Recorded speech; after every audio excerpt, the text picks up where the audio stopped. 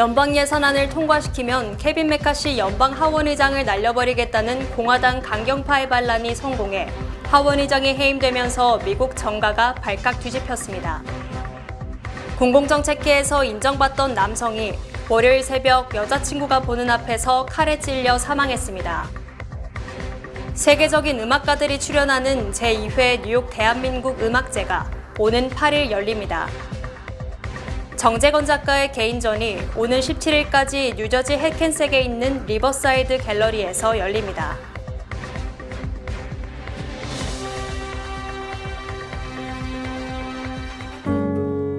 아름다운 제품에서부터 아름다운 사회를 만들기까지 키스는 뉴욕에서 시작하여 현재는 전 세계 12,000명의 직원들과 함께 끊임없이 도전하는 기업입니다. 사람을 생각하고 존중하는 기업. 키스는 한인들이 사회의 주인공이 될 수 있도록 든든한 버팀목이 되겠습니다. 글로벌 뷰티 기업 키스.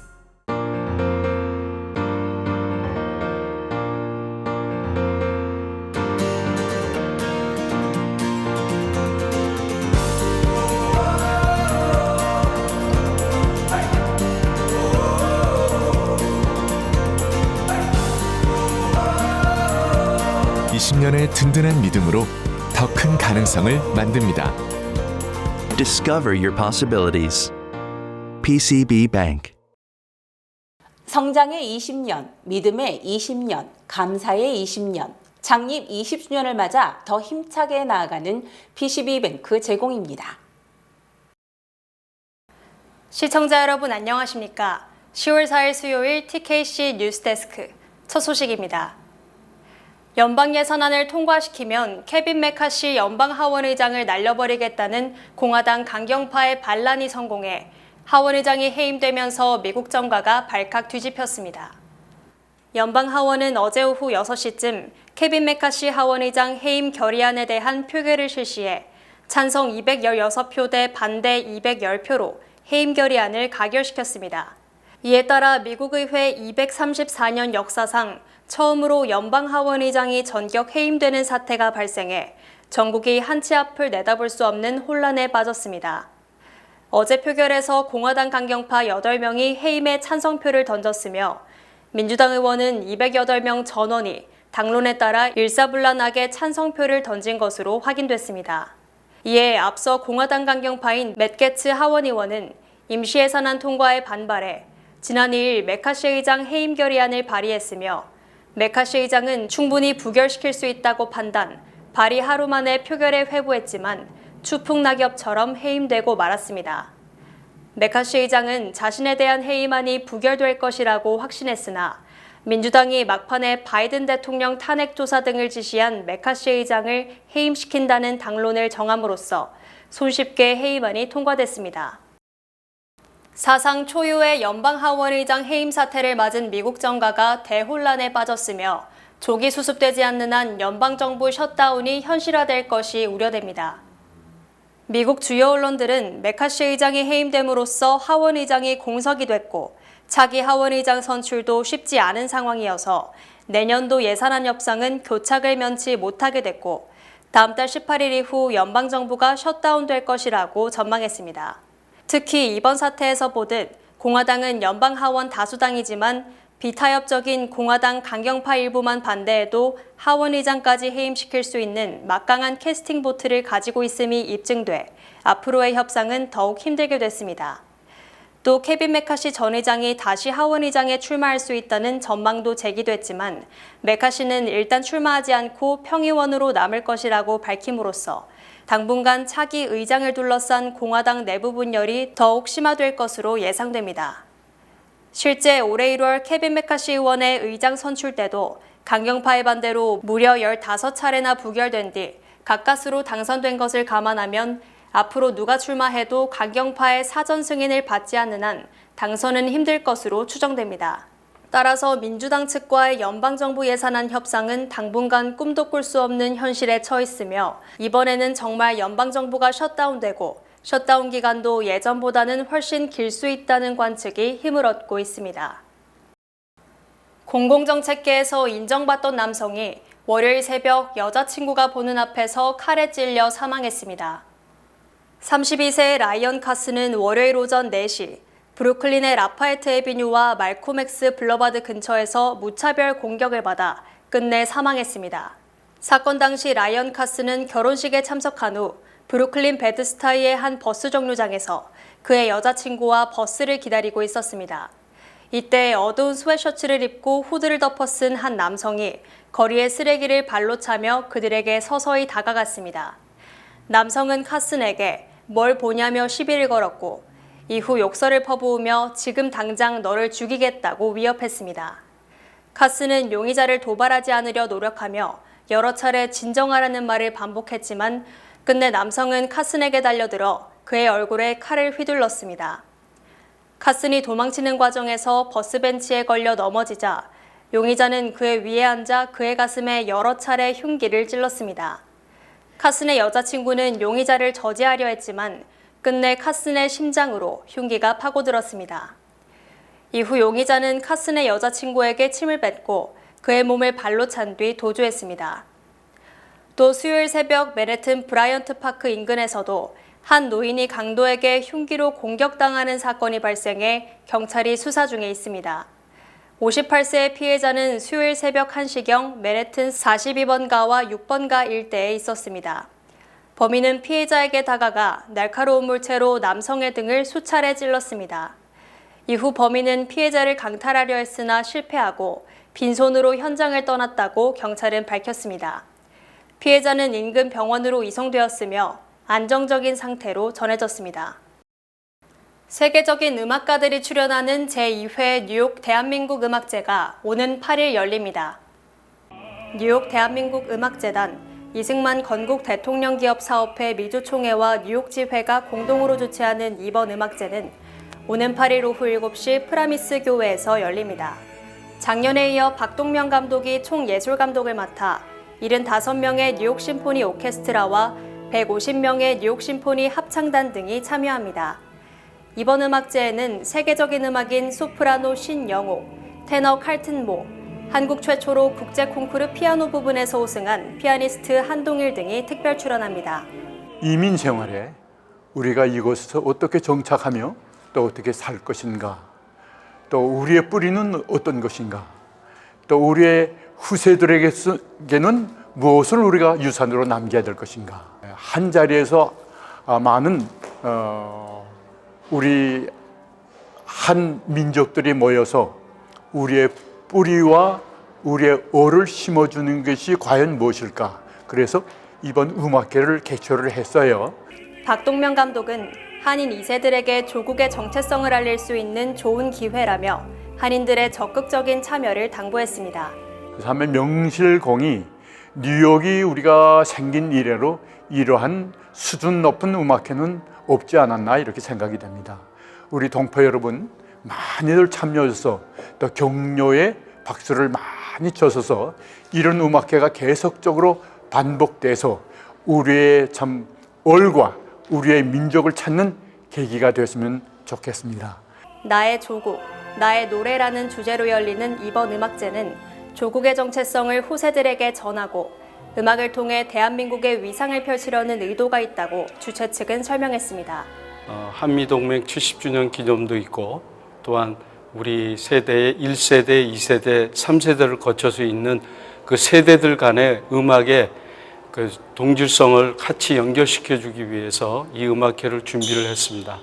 이번 음악제에서는 안익태 선생이 작곡한 코리아 환상곡과 더불어 오페라 아리아와 한국 가곡들, 그리고 베토벤 피아노 협주곡 5번, 황제를 선사합니다. 정재건 작가의 개인전이 오는 17일까지 뉴저지 해켄색에 있는 리버사이드 갤러리에서 열립니다. 정재건 작가는 3일 뉴저지 리버사이드 갤러리에서 오프닝 리셉션을 열고 세월 일기를 주제로 한 개인전을 열었습니다. 정 작가는 이번 전시에서 자신이 25살까지 살았던 한국과 이후 40여 년의 뉴욕 생활을 되돌아보며 느낀 감정들을 캔버스에 담았다고 소개했습니다.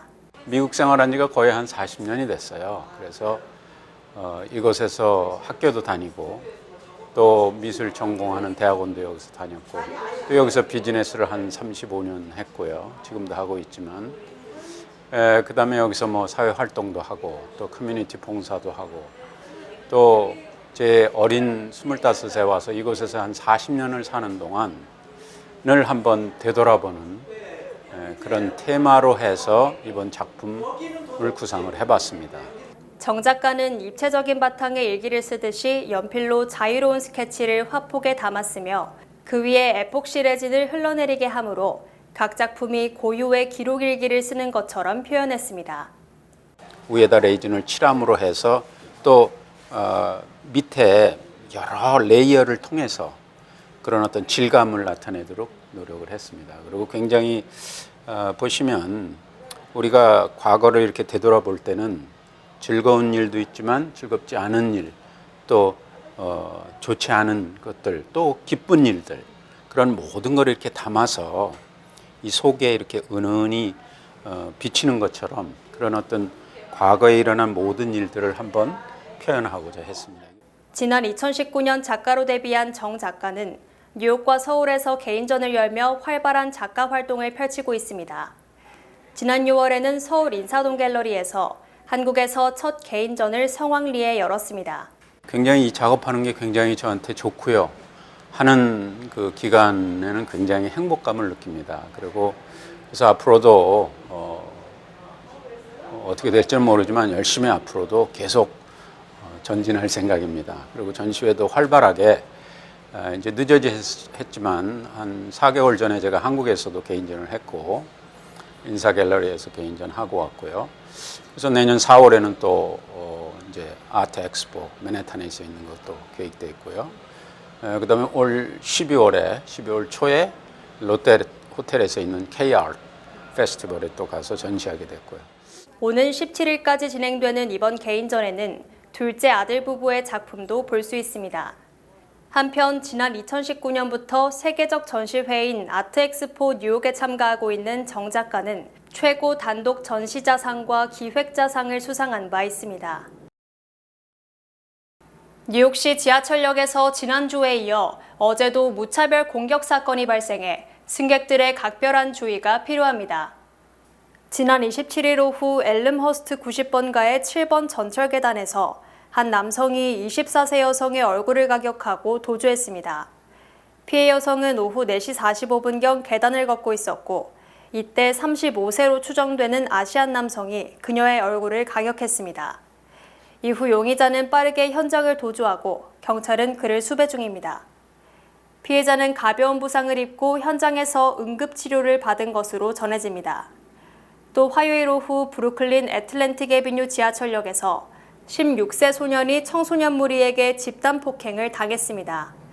피해 청소년은 당시 3번과 4번 전철 근처를 걷고 있었고 그때 8명 정도의 10대 남성 무리가 피해자에게 다가와 그가 갱단에 속해 있는지 물었다고 경찰은 전했습니다. 이후 용의자들은 피해자를 발로 차고 주먹으로 때리기 시작했고 그러다 용의자 중 한 명이 칼로 그를 찔렀습니다. 이후 용의자들은 도주했고 피해자는 다친 상태로 지하철역의 다른 위치로 이동하다 쓰러졌습니다. 피해자는 인근 병원으로 이송됐고 현재 안정적인 상태로 전해집니다. 경찰은 현재 사건을 수사 중입니다. 트럼프 전 대통령이 어제 이틀째 자산 부풀리기 재판에 출석한 가운데 소셜미디어를 통해 현 재판부의 클럭이 찰스 슈머 연방상원 민주당 원내대표의 여자친구라고 주장해 파문이 일고 있습니다. 트럼프 전 대통령은 어제 오전 소셜미디어를 통해 아서인 고론 판사의 최측근 보좌진과 찰스 슈머 연방상원 민주당 원내대표가 함께 찍은 사진과 함께 찰스 슈머의 여자친구인 앨리슨 그린필드가 나를 모함하고 있다고 주장했습니다. 앨리슨 그린필드는 아서인 고론 판사의 법정 서기로 이 재판에서 중요한 역할을 담당하고 있습니다. 트럼프 전 대통령이 그린필드가 찰스 슈머의 여자친구라고 규정한 것은 민주당이 정치적 동기로 자신을 공격하고 있음을 강조한 것으로 풀이되나 이 같은 주장을 입증할 증거는 전혀 제시하지 못했습니다. 이 같은 사실을 알게 된 앵고론 판사는 재판 이틀째인 어제 아침 피고인 중 한 명이 소셜미디어에 나의 법정 보좌진 중 한 사람에 대해 사실이 아닌 사실을 게재했다며 제한적인 함구령을 내리고 이 명령에 불응하면 더욱 심각한 제재를 가할 것이라고 명령했습니다. 찰스 슈머 연방상원 민주당 대표 측도 트럼프의 포스팅은 우스운 일이며 거짓이라며 그린필드와의 사진은 수많은 정치 행사에서 유권자들과 찍은 수만 장의 사진 중 한 장이라고 반박했습니다. 원달러 환율이 1,360원대를 넘어서면서 11개월 만에 최고치를 기록했습니다.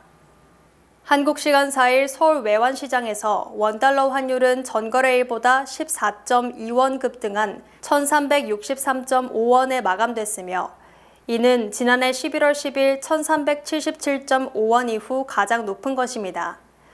원달러 환율은 연준 고위 인사들의 추가 금리 인상 및 고금리 상당기간 유지, 국채금리 상승 등을 반영한 것입니다. 특히 개장과 동시에 10.7원 오른 1,360원으로 시작, 1,357원에서 1,363.5원 사이에서 움직였습니다.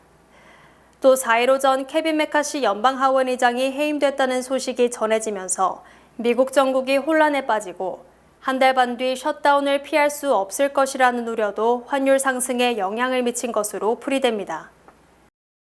가상화폐 사기로 고객 돈 수십억 달러를 빼돌린 혐의로 기소된 뒤 바하마에서 미국으로 압송된 샘 뱅크맨 프리드 FTX 창업자의 재판이 어제부터 시작됐습니다. 뉴욕 남부 연방법원은 어제부터 6주간의 일정으로 뱅크맨 프리드의 재판을 시작했으며 어제는 배심원 12명을 정식 선정한 데 이어 오늘은 연방검찰과 피고인의 모두 진술을 들었습니다. 뱅크맨 프리드는 지난 2019년부터 지난해 11월까지 고객 돈 수십억 달러를 빼돌려 FTX 계열사이자 자신의 여자친구가 대표를 맡은 알라메다 리서치에 투자했고 바하마의 호화 부동산을 사들인 혐의를 받고 있습니다. 또 자신과 FTX 그리고 계열사 및 임원 등의 명의로 정치인들에게 최소 1억 달러 이상의 불법 정치 헌금을 한 혐의도 받고 있습니다. 연방검찰은 지난해 12월 9일 뱅크맨 프리드가 바하마의 나소에서 전격 체포된 날 전격 기소했으며 연방증권거래위원회도 사기 혐의 등으로 지난해 12월 13일 민사소송을 제기한 상태입니다. 현재 뱅크맨 프리드의 여자친구이자 알라메다 리서치 대표인 캐롤라인 앨리스는 이미 유죄를 인정하고 검찰 수사에 적극적으로 협조하고 있으나 뱅크맨 프리드는 혐의를 부인하고 있습니다. 특히 뱅크맨 프리드는 지난해 12월 미국으로 송환된 뒤 보석으로 풀려났으나 지난 8월 참고인에게 불리한 내용의 자료를 언론에 유출한 혐의 등으로 보석이 취소돼 현재 구금된 상태에서 재판을 받고 있습니다. 제닛 옐런 재무장관은 금리를 더 높게, 더 오래 유지할 것이라는 세간의 전망은 정해진 것이 아니라고 강조했습니다. 옐런 장관은 어제 포춘지가 주최한 경제 세미나에서 사람들은 인플레이션을 낮추기 위해 무엇이 필요한지 알고 싶어하고 아마도 알아낸 것이 높은 금리의 지속이라고 생각하지만 이는 기정사실이 아니다라고 주장했습니다. 옐런 장관은 또 친환경 에너지 전환과 같은 투자 지출의 증가가 장기적으로 더 높은 금리를 의미할 수 있지만 수십 년간 금리를 낮추게 한 구조적 요인은 여전히 살아있고 잘 작동하고 있다고 말했습니다. 옐런 장관은 지속 가능한 재정 정책을 유지하는 것이 중요하다며 현 정부의 부채 수준은 관리할 수 있는 수준이지만 장기 금리가 높아지면 위협이 될 수 있다며 금리 결정에 정부 부채 상환이 고려 요소가 되고 있음을 시사했습니다. 옐런 장관은 소비 지출은 여전히 강하고 투자 지출도 견고하다며 주택 시장은 안정돼 있고 상승세를 보이는 듯하다. 단기 인플레이션은 노동시장이 매우 강한 것을 감안하면 낮아지고 있다고 볼 수 있다며 매우 낙관적이라고 전망했습니다. 옐런 장관은 채권 수익률이 계속 높은 수준을 유지할지는 알 수 없지만 저와 행정부가 매우 관심 있게 지켜보는 사안이라고 말했습니다. 세계 최대 전자상거래업체인 아마존이 비밀 가격 조종 알고리즘을 통해 막대한 부당이득을 얻었다는 의혹이 일고 있습니다.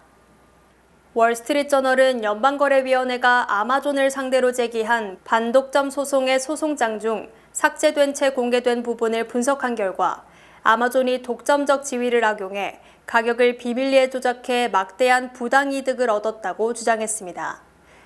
연방거래위원회는 소송장에서 소비자들에게는 더 나쁜 서비스에 더 많은 돈을 내도록 하고 판매자에게는 과도한 비용을 부담하게 했다고 주장했습니다. 특히 아마존은 내시 프로젝트라고 이름 붙인 알고리즘을 이용해 제품 가격을 얼마나 올리면 경쟁업체들도 아마존을 따라 가격을 올리는지 시험했으며 이 결과를 이용해 가격을 올리면서 경쟁업체들도 따라 올리도록 유도하여 소비자들에게 큰 부담을 지웠습니다.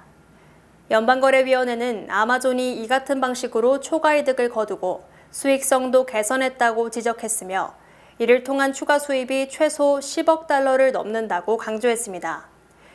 이에 대해 아마존은 연방거래위원회의 주장은 내시 프로젝트의 본질을 잘못 파악한 것이라며 이 프로젝트는 가격 매칭을 통해 가격이 비정상적 수준으로 낮아지는 것을 막으려는 것이라고 반박했습니다. 현대차그룹이 지난달 미국 시장에서 두 자릿수 성장을 기록했으며 9월 실적으로는 최다 판매를 달성했습니다. 현대차그룹은 지난달 현대차와 기아차 판매량이 14만 2,869대로 지난해 9월보다 18.4% 증가했다고 밝혔습니다. 업체별로는 현대차는 17.5% 늘어난 7만 5,605대, 기아차는 19.5% 증가한 6만 7,064대였고 특히 제네시스는 35.4% 늘어 6,644대가 팔리며 월간 최대 판매를 기록했습니다. 현대차그룹 판매 증가율은 무려 45.5% 증가를 기록한 혼다보다는 낮지만 17.9%를 기록한 마쓰다, 23.4%의 스바루, 13.9%의 도요타보다는 높은 것입니다. 차종별로는 현대차는 투싼이 18,813대로 가장 많이 팔렸고 산타페가 12,676대, 아반떼가 9,405대 순이었으며 기아차는 스포티지가 11,562대로 가장 많았고 K3, 텔룰라이드 등의 순이었습니다. 또 전기차는 현대차 아이오닉이 3,958대로 가장 많이 팔렸고 기아 EV6가 2,084대, 아이오닉6, 코나 일렉트릭 등의 순이었습니다. TKC 뉴스는 잠시 후 2부에서 계속됩니다. 뱅크 오브 호프가 뉴욕, 뉴저지 진출 25주년 기념 개인 체킹 계좌 프로모션을 진행합니다. 개인 체킹 계좌를 개설할 가장 좋은 기회, 지금 가까운 지점을 방문하세요. 본 프로그램은 희망을 설계하는 전문가들의 은행 뱅크 오브 호프 후원입니다. 주요 단신 전해드립니다. 유명 카지노 발리스를 인수, 카지노 업계를 놀라게 했던 김수형 발리스 카지노 회장이 시카고의 첫 번째이자 유일한 카지노를 어제 임시 개장했습니다. 바이든 대통령의 차남 헌터 바이든이 어제 델라웨어 연방법원에 출석해 총기 불법 소유 혐의에 대해 무죄를 주장했습니다. 연방노동부 집계 결과 지난 8일 민간기업의 구인 건수가 961만 건으로 전월보다 69만 건 증가한 것은 물론 월스트리트저널이 집계한 전문가 전망치 880만 건을 크게 웃돌았습니다. 미국 성인의 7%에 달하는 1,800만 명이 코로나19 증상이 3개월 이상 지속되는 장기 코로나를 겪었으며 이 중 절반인 900만 명은 아직도 고통받고 있다고 연방질병통제예방센터가 밝혔습니다. 어젯밤 볼티모어 소재 모건주립대에서 총격 사건이 발생해 최소 4명 이상이 부상을 입었습니다. 오늘 연방재난관리청과 연방통신위원회 등이 오후 2시 20분부터 약 30분간 휴대전화와 TV, 라디오 등을 통해 비상경보 시스템 테스트를 실시했습니다. 테슬라 최고 경영자 일론 머스크와 새 자녀를 낳은 캐나다 출신 가수 그라임스가 지난달 29일 샌프란시스코 법원에 친권 확인 소송을 제기한 것으로 확인됐습니다. 한국의 세포치료제 개발 기업인 NK맥스가 미국의 기업 인수 목적 회사를 통해 나스닥에 우회 상장했다고 밝혔습니다.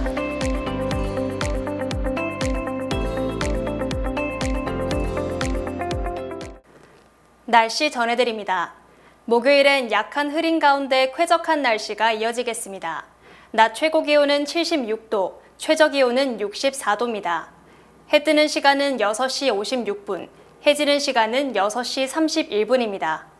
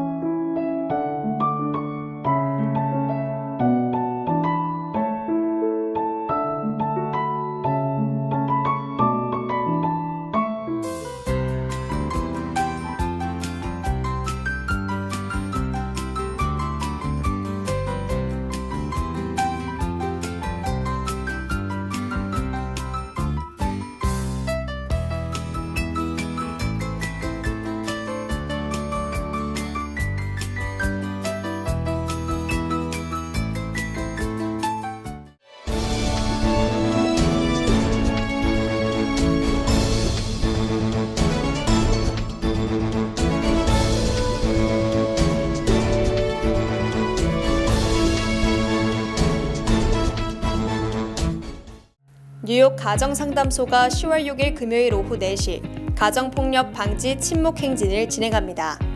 올해로 26회를 맞는 뉴욕 가정상담소 침묵 행진은 가정폭력 근절을 위한 목소리를 내고 가정폭력 피해자들에게 용기를 북돋기 위해 개최되고 있습니다. 이번 침묵 행진은 오는 6일 금요일 오후 4시 뉴욕 플러싱 109 경찰서 앞에서 출발해 유니언 스트리트, 메인 스트릿을 지나 플러싱 공립도서관 앞에서 침묵을 깨는 세레모니를 하게 됩니다. 가정상담소는 침묵 행진은 누구나 참여할 수 있다며 많은 사람들의 관심을 부탁했습니다. 이상으로 10월 4일 수요일 TKC 뉴스데스크 여기서 마치겠습니다. 시청해주신 여러분 고맙습니다.